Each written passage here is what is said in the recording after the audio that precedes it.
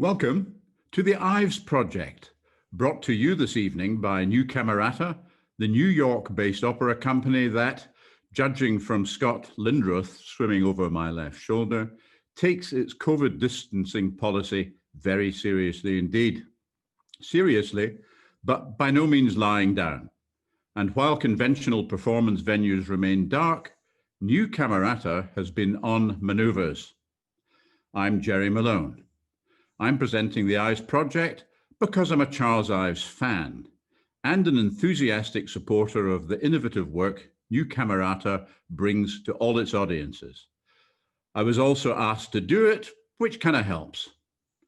Charles Ives, one of America's great innovative composers, in my view, said, "You cannot set art off in a corner and hope for it to have vitality, reality, and substance."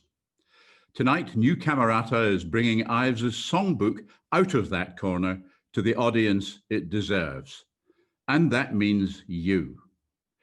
On our journey this evening, you'll discover that to those three essential Ivesian ingredients, New Camerata adds dollops of wry New York humor, slick production techniques, and their very own brand, outright anarchy. First, I shall be in conversation with Eva Parr, mezzo-soprano and co-founder of New Camerata. She'll introduce the project and a behind-the-scenes video. Neely Bruce, composer, pianist, and Ives scholar, comes up next. And then Paul Ashe, actor and producer. He produced the Ives Project, the stunning films that you're about to see. Now, Eva, it seems a long time since I saw you as Bianca in Britain's Rape of Lucretia at the Flea Theatre.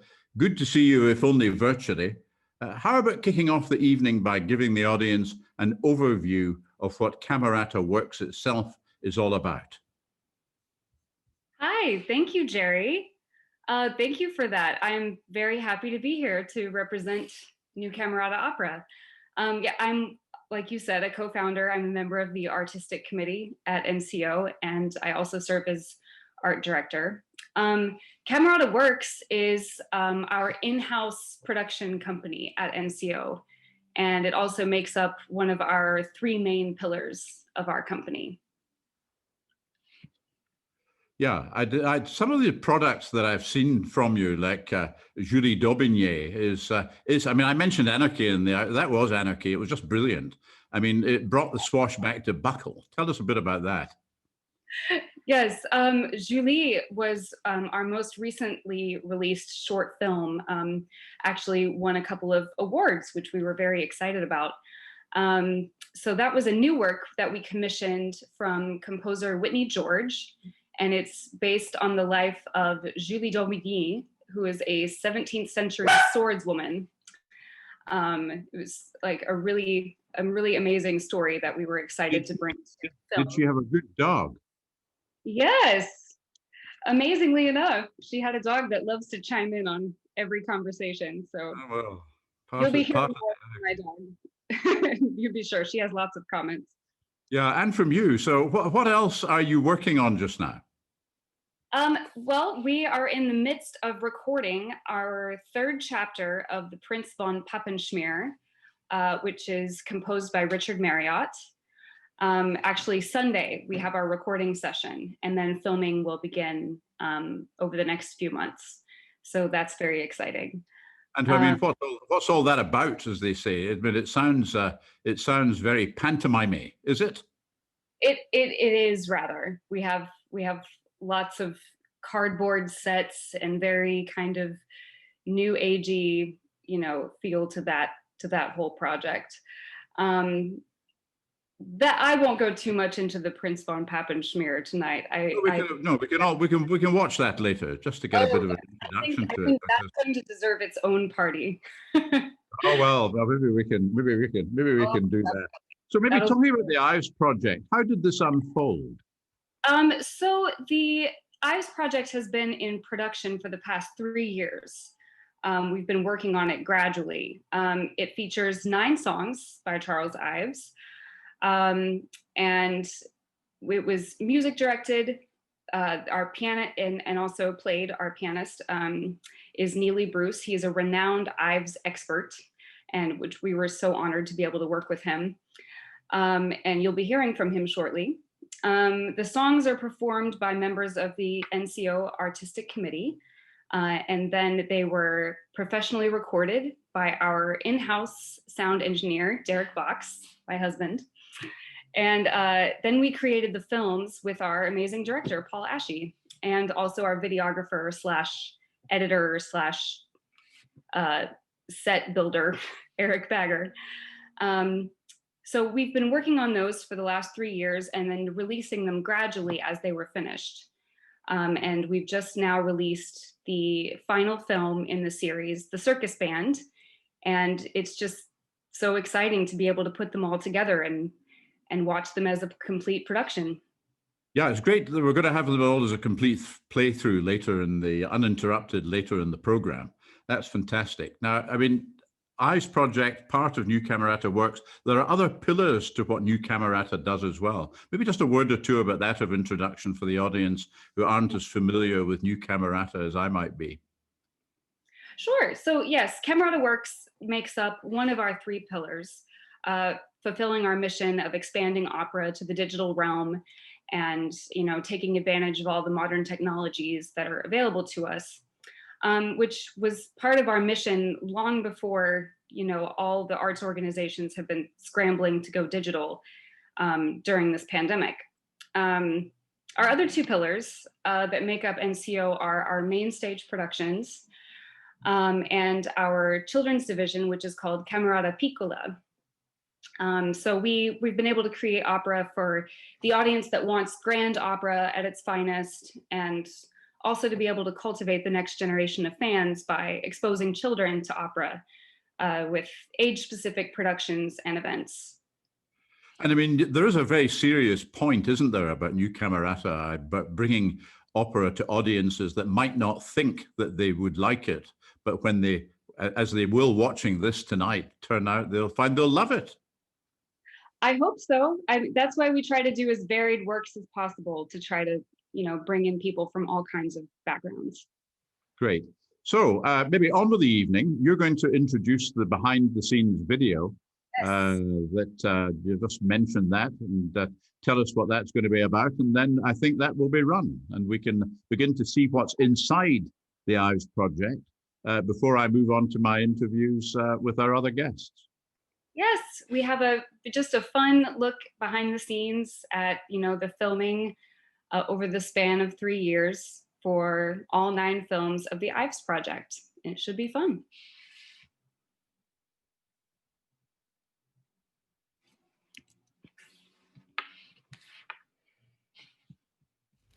First up, we're refueling with, there's a secret of the trade.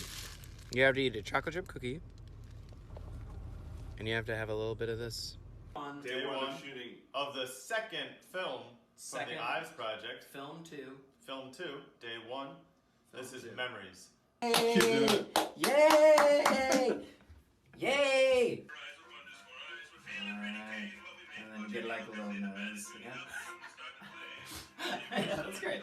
Treble sales are doing very, very well. Birds, not so much. You're speaking my language. We're dying with birds. Like, we're just not doing anything with birds. Gotta We're keep talking the about it. birds It's up. sales are what's important. Don't be that guy. Yeah. Do not be that guy.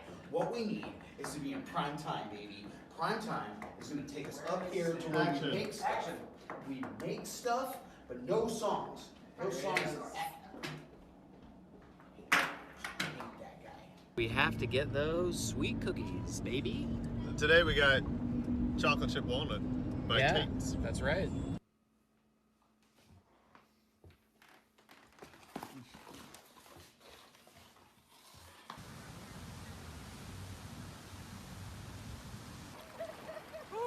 Hey, you catch something? Don't pollute, kids! Right?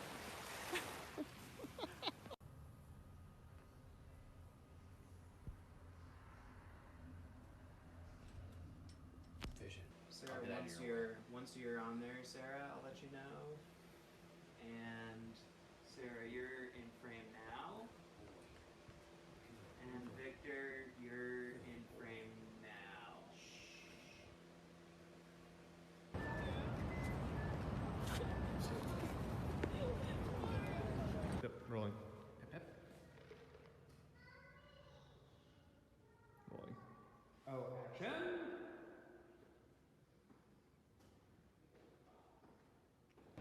then the parade happens. All in pink. Did she wave at me, I think? And then you see her and you wave at her real quick. Hey, yep. But then she does not wave at you and doesn't recognize you. Yep. But then all of a sudden,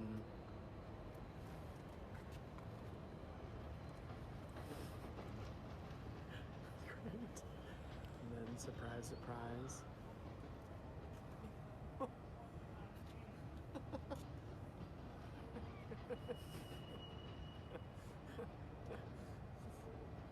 Wow. Hey, I'm here with director Paul Ashe. Hey everyone, greetings. This is the final Ives project. It is a bittersweet moment. It's been 9 beautiful movie shoots, and this is the last one. We made some moods. We made some moods. We've painted some pictures with visuals. I'm gonna tear up a little bit. I know, me too. Yeah, me too. Which all goes to show you, never make films with animals, people who fish with spectacles, or women who refuse to acknowledge your waves. So now, Neely, good evening. Welcome to this. You unmute yourself and you'll be able to speak to us. Hi, Jerry. Thank you so much. Hi, good to see you again. You and I have chatted a bit about Ives. We're both Ives fans, so it's very good to have you on here this evening. Well, Mr. Ives is one of my favorites. I've been involved with his music since I was a freshman in college, a little bit in high school, but I really started in college. And in graduate school, I sort of dove in. The songs have special meaning to me. Over the years, I've been involved in performances of more and more Ives songs, and this culminated in something called the Ives Vocal Marathon at Wesleyan University, where I teach, when 4 singers and I, along with assisting instrumentalists and other people, for example, the chorus of Middletown High School, a local church choir, extra instrumentalists for one thing and another, we did all of the songs of Ives. If you put them all together, all the alternate versions, all the this and that and the other from here and there, it's 202 songs. Ives himself published a famous 114 songs, but there are lots more. They constitute something of an autobiography of Mr. Ives. He puts in all kinds of things about his childhood. People think that he didn't write love songs because he kept most of those out of the 114 songs, but there are 40 some odd love songs that he wrote in his youth. They're very much a product of the late 19th century, early 20th century. They are sentimental, but sometimes sentimental with a real twist. We have such an example tonight with My Lou Janine. He's very famous for certain songs. The Circus Band is one of them. You saw the making of that in part. He's very famous for a song called The Children's Hour, which has a fantastic film, which is behind Jerry here. You can see a little bit of what's going to be in The Children's Hour. This, by the way, is not in the imagination of Mr. Ives. It's in the imagination of Paul and the other people who put these wonderful films together. They are extremely interesting takes on these songs. Rarely are they literal, so don't expect a blow-by-blow explication of the song. You're going to be treated to something of a different sort. There are experimental songs. Thoreau is one such song with an experimental video, I might add. There are perhaps another experimental song, Afterglow, very, very beautiful. One of his last songs, Evening, one of my personal favorites, and the very first Ives song that I accompanied. And then there is Memories, which is 2 songs in one and almost impossible to describe. You just have to experience it. Songs My Mother Taught Me is a song text that was set by Dvorak, among several other composers, but Ives has his own twist on that, as everything else. Dreams is another one that's kind of hard to describe, and the video is too. You'll see all these things. If you have a taste for more, go on the internet. You can find lots and lots of Ives things. You can find the Ives, Charles Ives Society website, which is a goldmine of information. And of course, hats off to New Camerata Opera for this extraordinary, imaginative, wonderful project. I loved working with all of you. Neely, the vile accusation has been made against you that you're a scholar. What a terrible thing to say to such a nice man and a great pianist and I know. composer. I How know. awful can people? biggest How fault- awful can people get?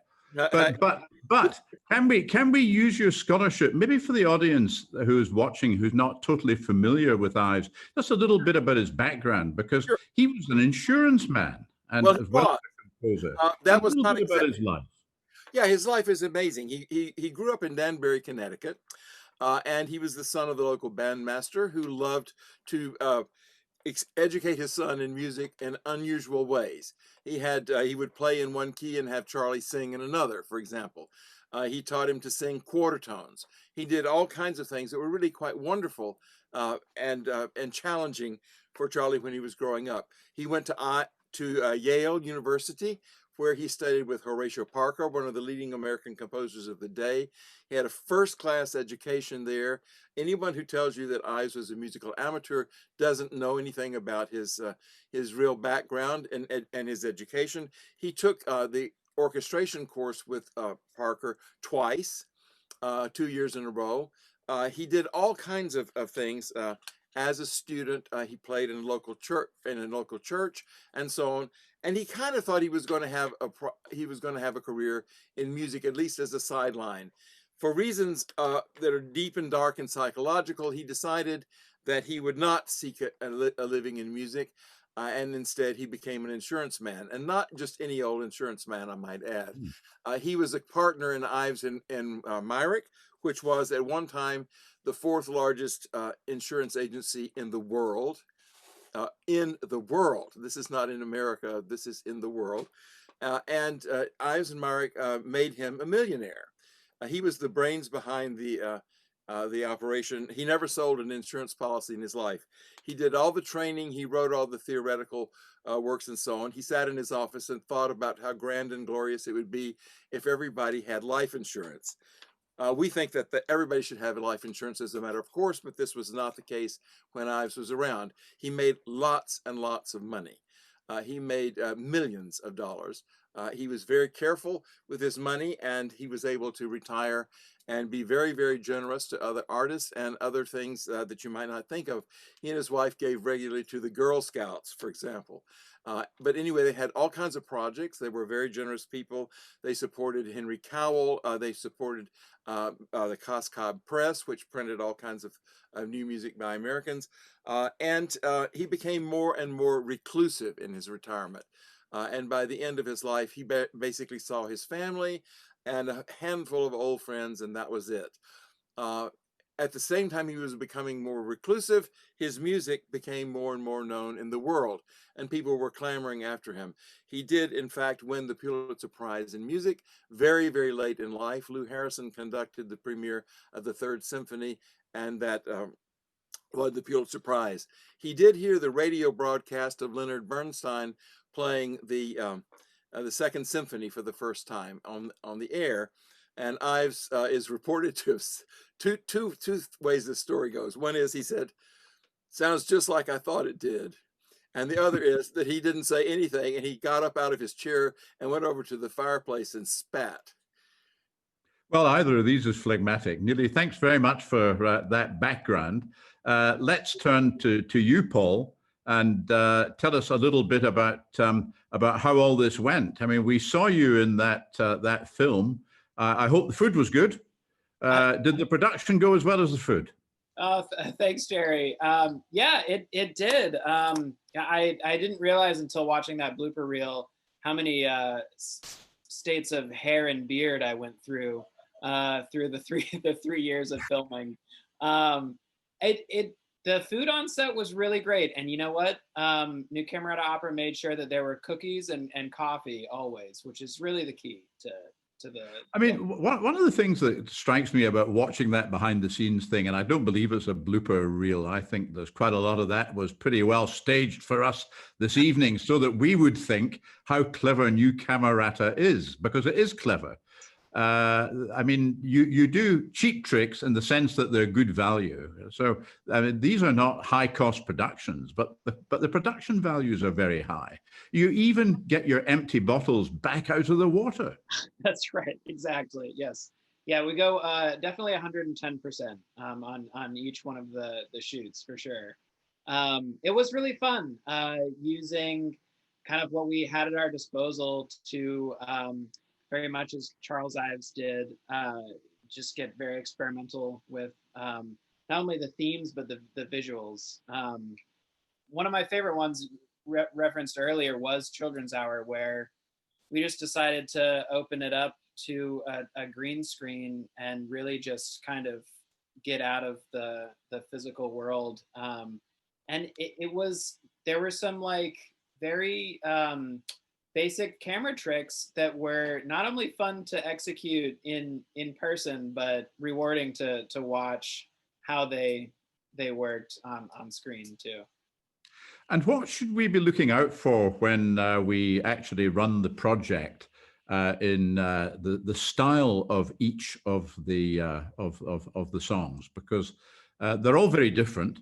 As Neely has told us, they deal with real life in America, etc.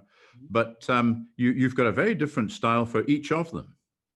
Yes, yeah, we really tried as best we could to keep not a couple different reasons for the variance there. To bring in as many people to watch these videos is definitely one, but I think one that was related to Charles Ives most personally is kind of that we set out to really get to kind of the mood of his music. And each one of these songs does have kind of this wonderful sort of stamp of Charles Ives on there. I think there was the title of Memories has a subtitle that is Memories, A, very pleasing, and section B, rather sad. So I think as everyone's watching through these, there's this kind of beautiful through line of memory, and also of those two kind of moods sort of permeating everything. But yeah, so I guess folks should watch out for that, and then also just kind of meditate on memory in general. That's one of the things that kind of popped out as we were doing all of these songs and kind of diving deep into those moods. The subject of memory came up quite a bit. And being involved in such granular detail, can you maybe say, did your view of Ives change as you were doing all this and got deeper insights into how important he is? Definitely, yeah. I viewed him at first before coming to this project as an insurance salesman who was also writing, phenomenal music on the side that was kind of discovered later on in his life. And I think now, after going through the whole project, I really appreciate the fact that he made so many of these large universal themes mesh well with his experimental music, but then made everything accessible to everyday life. The subject matter is, fathers and daughters and marriages and family, and it's all very close and personal, and not usually what you would think of with experimental music, I guess. No, and it all matters. And can I say thank you very much for not bringing your cookies, pizzas, and coffee on screen this evening. Yes, I think all our audience will be thrilled with that. And now we're going to move on to the project itself. And let's, Eva, I think you're going to introduce this, or is it just going to run? I'm happy to introduce it. Please do. I'm very happy to introduce the Ives Project. It's the very first complete presentation of the project, and I hope you all enjoy it very much. Thanks, Eva.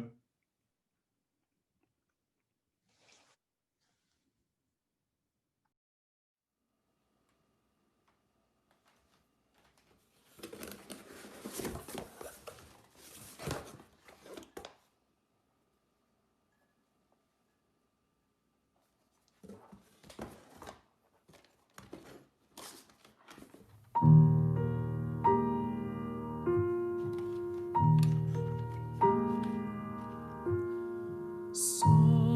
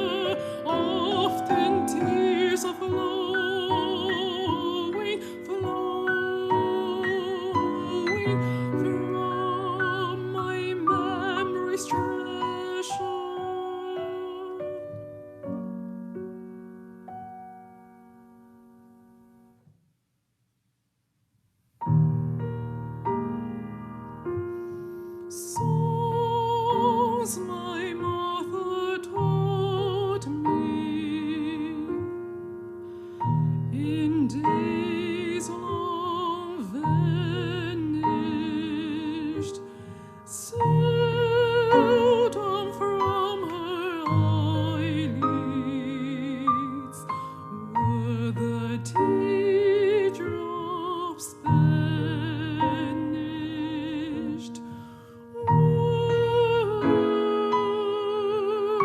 Were the teardrops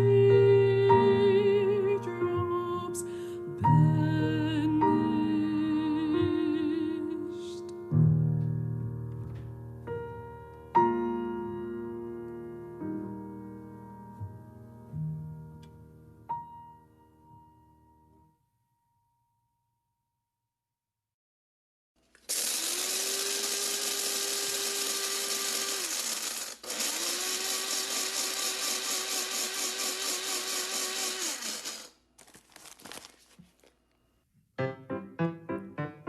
We're sitting in the opera house, the opera house, the opera house. We're waiting for the curtain to arise with wonders for our eyes. We're feeling pretty gay in what we may. Oh, Jimmy, look, I say the band is tuning up and soon we'll start to play.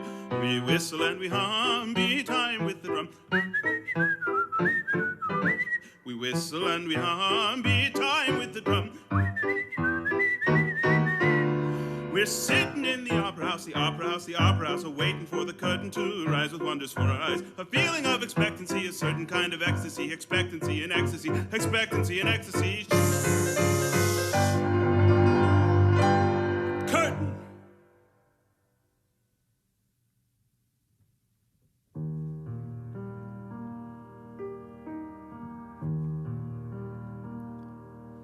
From the street a strain on my ear doth fall, a tune as threadbare as that old red shawl.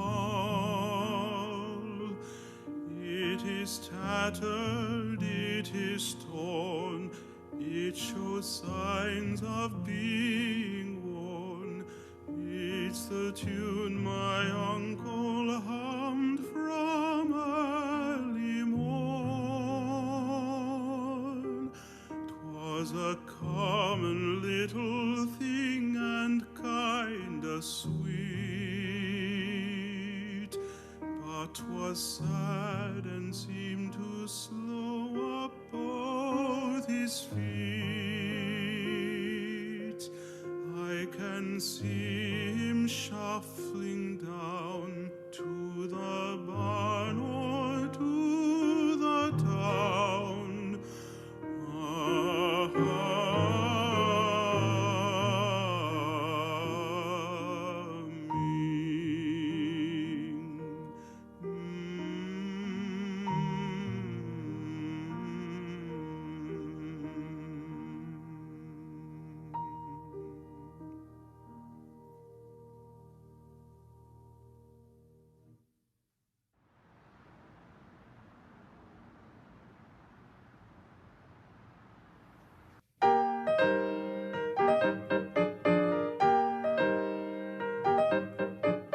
Has she need of monarchs swaying one? Has she need of regent's diamond crown? Thou despairs in all this land, bow to that wee jeweled hand. For she's a queen, my Lou Janine, she's a queen, my Lou Janine. Has she lack of real allies? Every zealous minion flies at the bidding of those eyes. Such a queen is my Lou Janine. Royal maiden, yours alone is the sole sovereignty I own. Take my heart for a throne, pleading in this plaintive tone. To be my queen, my Lou Janine, be my queen, my Lou Janine.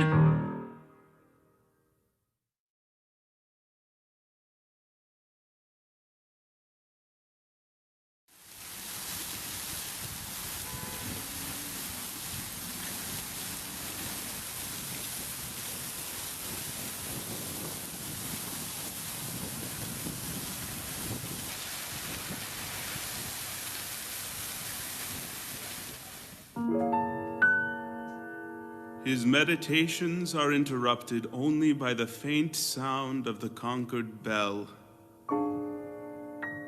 A melody, as it were, imported into the wilderness.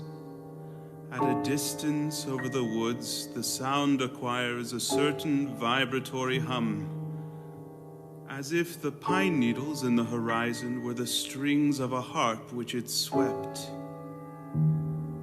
A vibration of the universal lyre, just as the intervening atmosphere makes a distant ridge of earth interesting to the eyes by the azure tint it imparts.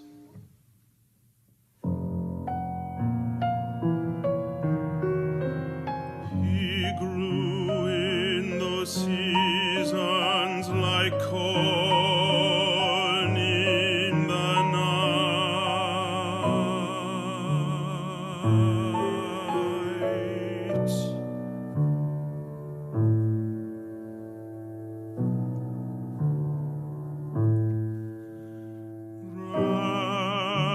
Wrapped in reverie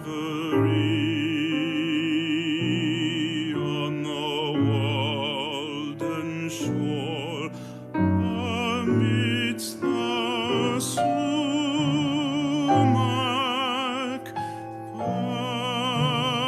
pines and hickories,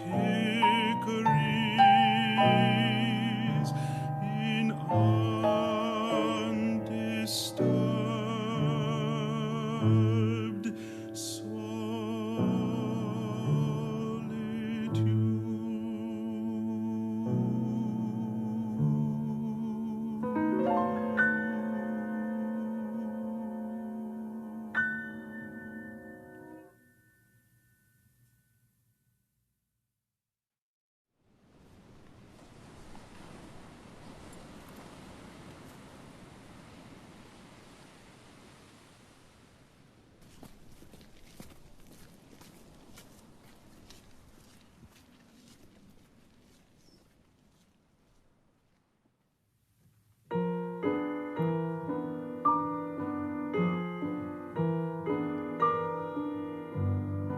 Now came still evening on, and twilight gray had in her sober livery all things clad.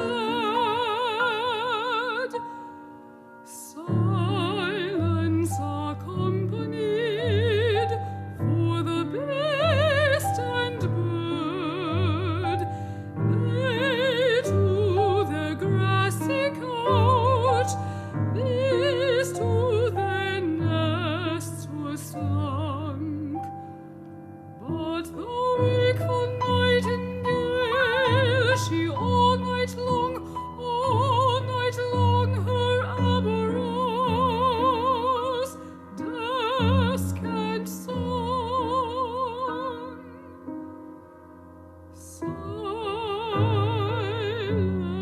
Silence is pleased.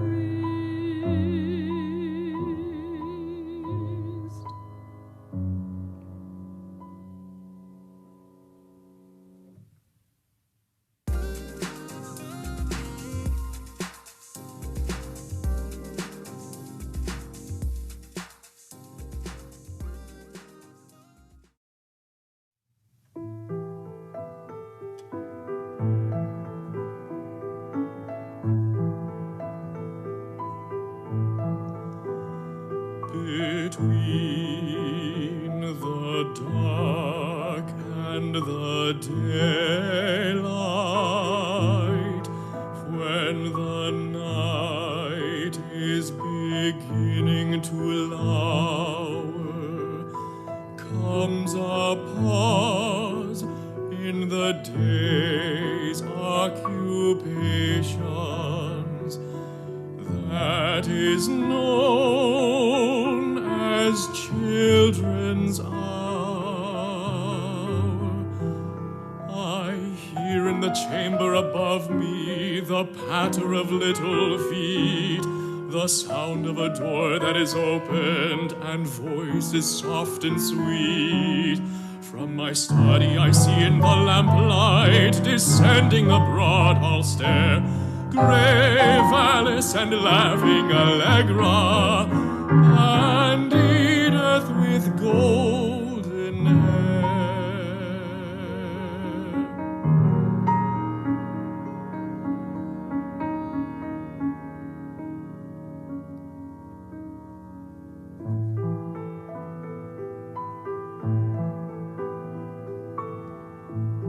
Between the dark and daylight comes a pause that is known as children's hour.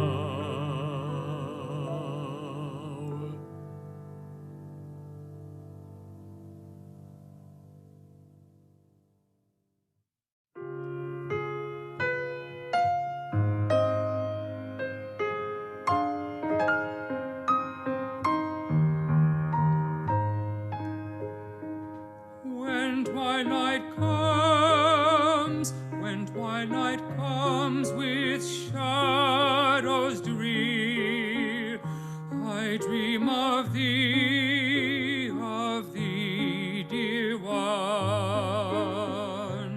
and grows my soul so dark and sad, sad as shadows drear. They tell me not to grieve, love, for thou wilt come. But oh, I cannot tell why I fear their words are false.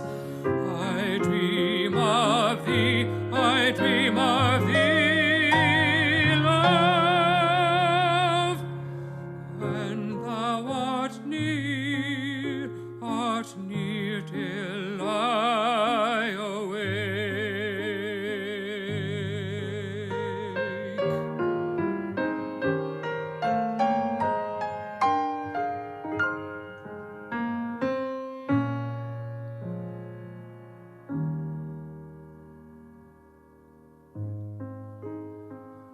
When I look back on happier days, my eyes are filled with tears. I see thee then in visions plain, so true, so full of love. But now I fear to ask them if thou art alive.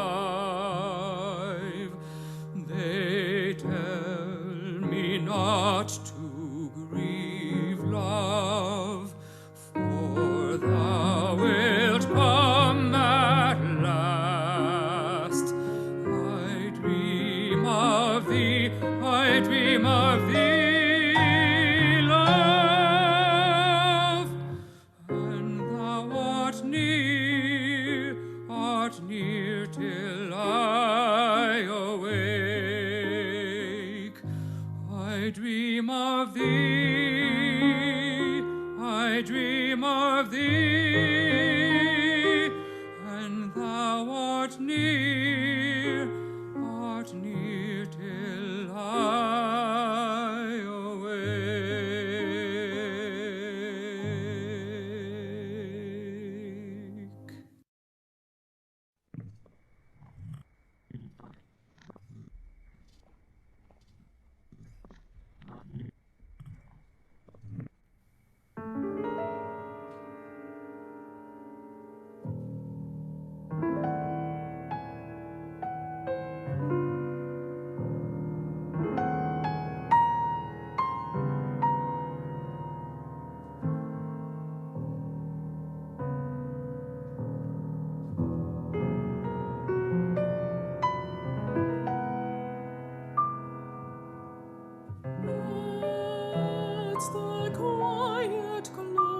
house of day.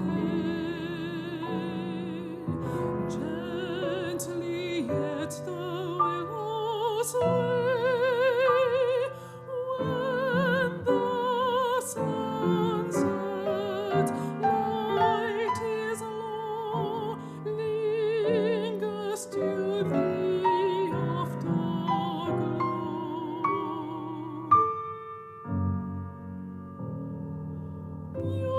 Beauty, terrace, loft, die, every light is fantasy, lovelier grows in memory, where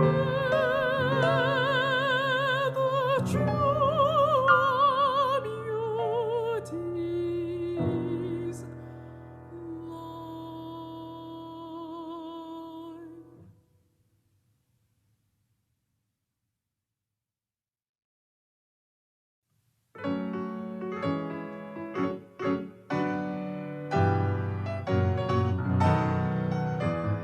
All summer long he bore his dream bound big circus joys. Down Main Street comes the band night into grand and glorious noise. All summer long he bore his dream bound big circus joys. Down Main Street comes the band night into grand and glorious noise. Horses are prancing, knights advancing, helmets gleaming, banners streaming, Cleopatra's on her throne, that golden hair is all her own. Horses are prancing, knights advancing, helmets gleaming, banners streaming, Cleopatra's on her throne, that golden hair is all her own.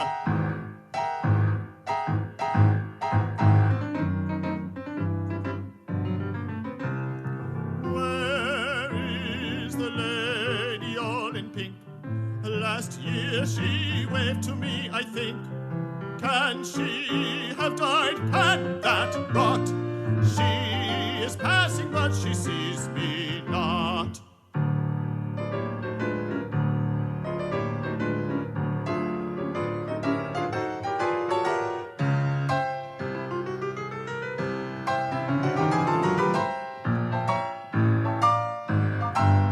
Where is the lady all in pink? Last year she waved to me, I think. Can she have died? Can that rot? She is passing, but she sees me not. Well, what a triumphant cornucopia. And Neely, could I turn to you for a second and maybe talk about the lyrics of all of these songs? Because Ives really was a bit of a grab bag man, and he searched far and wide for these. And this selection really covers quite a lot, including two that he wrote himself. It does. Songs my mother taught me. I can't remember the poet, but it's, I think, originally in Czech. Memories is a text by Ives himself. My Janine is by a very, very minor poet who was, I can't even remember. I can find these things out right behind me. Right. I'm just going to go by the variety we're after, not the Thoreau is of course quoting from Walden. There's a famous passage in Walden that is worked into that. The rest of it is by Ives himself. Or and there's Longfellow's in there somewhere. Longfellow is in there. It was Children's Hour. That's a famous poem by Longfellow. Dreams, I can't remember who wrote that. Afterglow is by James Fenimore Cooper Jr. And it's a very interesting little poem. Circus Band is also by Ives himself. So yes, it's quite an extraordinary grab bag. He has, as far as I know, one Shakespeare setting. It's not included here, but you know, he chose his text from all kinds of sources. There are some by great poets, but relatively few. And the other thing that struck me was the contrast. Let's just pick one of them because I think it was the most outstanding. My favorite of them all is Afterglow, frankly, because I just find that minor key is really, really compelling. And then you have Circus Band coming after it. And of course, Ives was a great circus band fan. He'd clashing bands and a lot of his music, etc. Yes. He really is massive range. Yes, the Afterglow, of course, has no bar lines. It is constantly evoking twilight images in the music as well as in the poetry. It's simply it's a wonderful trip into that incredible half world between the night and the daylight. And Circus Band is all in the daylight, and it's a boy's remembrance of Main Street Circus Band in his Danbury, Connecticut childhood. Yeah, and we all remember being rejected more than once, don't we? But there we go. Yeah. I love the way I love the way that's handled in the video. There's so many wonderful touches in these videos. But I mean, you know, there's the lunch, the beers for two, and nobody's there except this poor jerk who's being stood up yet again. The jerk. Well, he gets an ice cream and he gets a flower. Paul, I mean, who handed him the flower at the end of the day? Well, that was actually, I was filming and holding the ice cream and the flowers. It's a double. And any stories about any of the filming in this? Because I think the audience must be mesmerized by the variety that you managed to put into this as the producer of it all. Oh, I hope so. I really, in a lot of ways, I had my work cut out for me because there was everybody in New Camerata Opera was like down to do all of these things. We were, jumping into the ocean, as you saw at times. And also just musically, everything was so emotional and vibrant that it kind of guided us all through everything. I think one of my favorite parts was, there's so many. I keep mentioning the ocean. I really liked jumping into the ocean. That was probably my favorite part. Yeah, and I'm not going to be outdone by Stan Lacey with the smart specs and whatever. That was quite something. Yeah. And these must be great guys to work with, Paul. How have you enjoyed it? It was a blast. I had a lot of fun with everybody. The one with Stan actually in the specs and the gorilla suit. We had heard of a waterfall in the middle of Prospect Park, and the goal of the day was to find that waterfall. And sure enough, they stuck it out, and we found that waterfall after a couple hours of searching. But yeah, everybody was very fun on set to hang out with. Well, what a project and what an evening. And now over to you, Eva, to sign off. Thank you, Jerry. Yes, it was such a fun experience. I got to do the evening video with Paul, and I think just as a last thought, it was a very interesting experience filming that with a mask on in an imagined pandemic, and it feels very prophetic now watching it in the current climate. It's so interesting. But thank you all for being here. Thank you, Neely. Thank you, Paul. Thank you, Jerry, for being our host. This was so much fun, and I really hope everyone enjoyed it. And if you haven't already been on our mailing list, please head to our website and sign up. We're at www.newcamerataopera.org.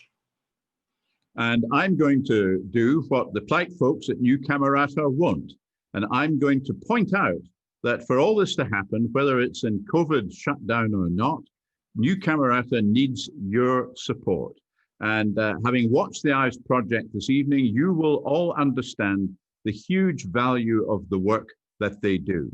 I've watched their Camerata Piccolo. I went to one of the schools and I saw Mr. McGregor in his garden with Donizetti. We have watched the Ives Project. What a span of things this opera company does, and what a joy it is to have it in New York, where I hope to return soon. It has been a huge pleasure for me to be asked to introduce this program this evening. We've all learned more about Ives, a composer who we need to know more about. Thanks to everybody who's appeared on the show. Thank you to New Camerata. And from me in my fishing tank, good night.